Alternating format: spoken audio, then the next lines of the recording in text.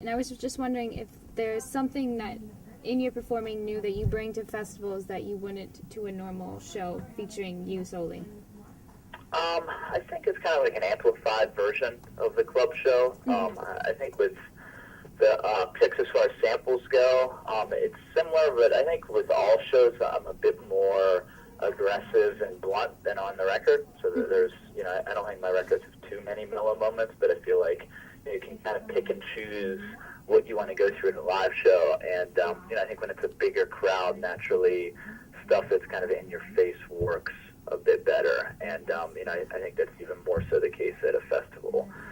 So I definitely think it's like that there as well. And, I think it's kind of like a club show as far as the visuals and things we do with props and everything there. We try to just do everything a bit bigger. It's like we do, shows every week ranging from smaller club shows to bigger outdoor festivals. And I think, it's hard to change up the show entirely for one show versus the other, but you can kind of, just go like with a bigger version of what you were doing at a club show. Do you prefer one over the other, or do they both have their merits in just a different way?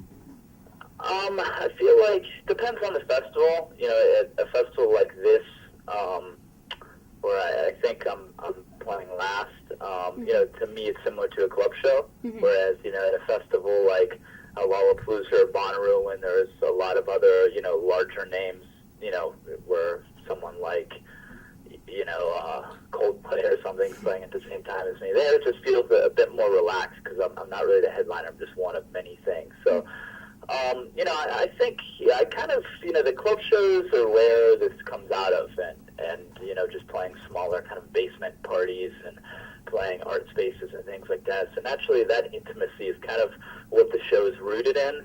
But I think over the years, I've worked hard to make sure the show fits the setting of a larger show, both for, the bigger club shows I do and the festivals. So now, I think the bigger it goes, the more fun I can potentially have, because I think the show that we're doing now is geared for, a larger audience. And that's kind of one of the points I wanted to touch upon. You mentioned this is a smaller festival compared to some of the others across the nation. Do you bring unique things to each venue? So something maybe different here in Des Moines than you would elsewhere, or does the show always follow a consistent pattern?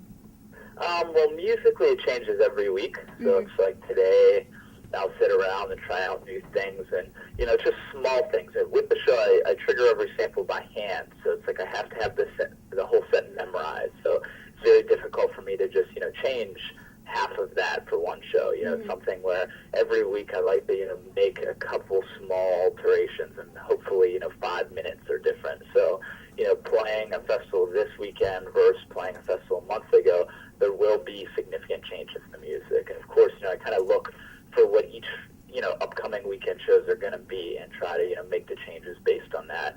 And and then with every show it really changes. It's kind of like a scalable set, as far as what we do in addition to the music. Sometimes it's I travel with a couple people who do physical props, like homemade leaf blower guns to shoot toilet paper, and homemade props and giant balloons they throw out. Sometimes there's a balloon drop, and sometimes there's confetti blast. So we kind of look at each show and just see what's possible, when we're able to get there, what's able to set up there. And we try to go as big as possible on every show. But naturally, each festival is different. Even sometimes the larger festivals, we can't do certain things because of the time we have to set up or when we're getting in or all of those things. So oftentimes when we can't do one thing, we'll try to substitute another.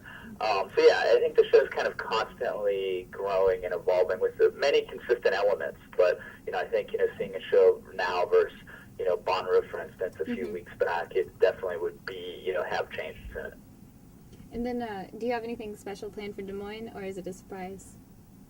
Sometimes it's a surprise to me even. It's like I have, kind of a crew of people who help out, and like I said, a lot of times we make these decisions months in advance based on, again, like what we can set up there. So sometimes I go into the show not even realizing what they were planning on doing. I think the two people kind of in charge of the props and the people in charge of kind of the lights and that content make those decisions, and we make them together, and then oftentimes for instance, upcoming festivals, sometimes I don't know exactly what we're doing, as far as that content goes, whereas, obviously I know what's going on with the music. But, for me, I do treat every show individually. So it's like, there's a lot of times at shows, where I'll play something and never play it again, just based on the response. So I'll try things out for the first time. Mm-hmm. So in that way, every show is that unique thing where, there is a chance that something might be played that I just will never play again, or it might be the first time I'm trying out a new idea.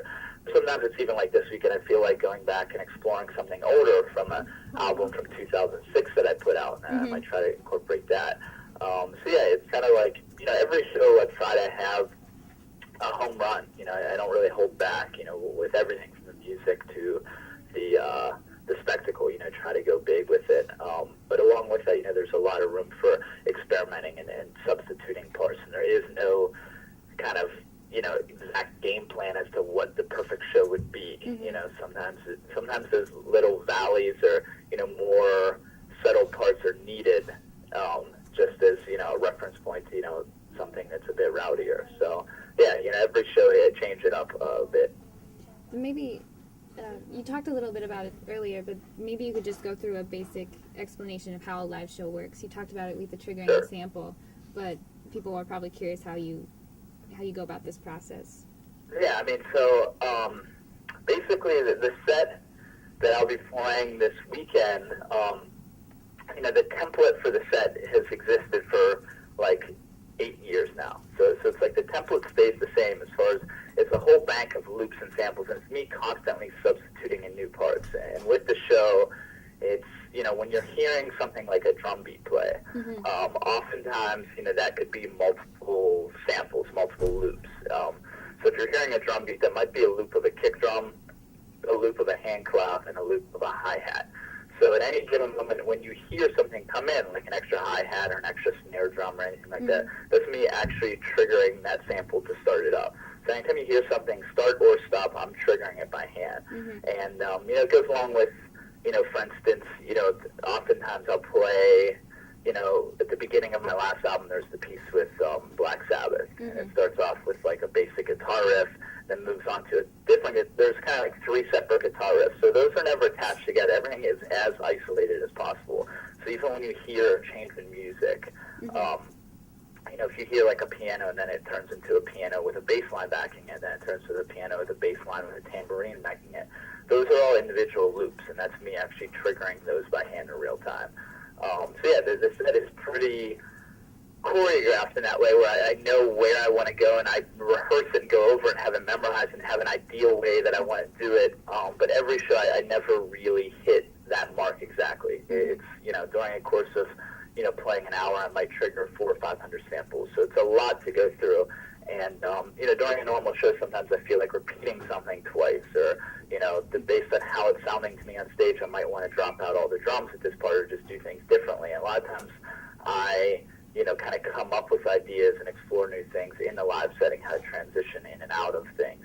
So even though I have an idea of where I want to go and what I want to do, even if you watch me try to play the same exact set, 4 nights in a row, there would definitely be distinct differences, just kind of based on, how I'm feeling or what I'm doing in real time. Sounds like a lot to handle.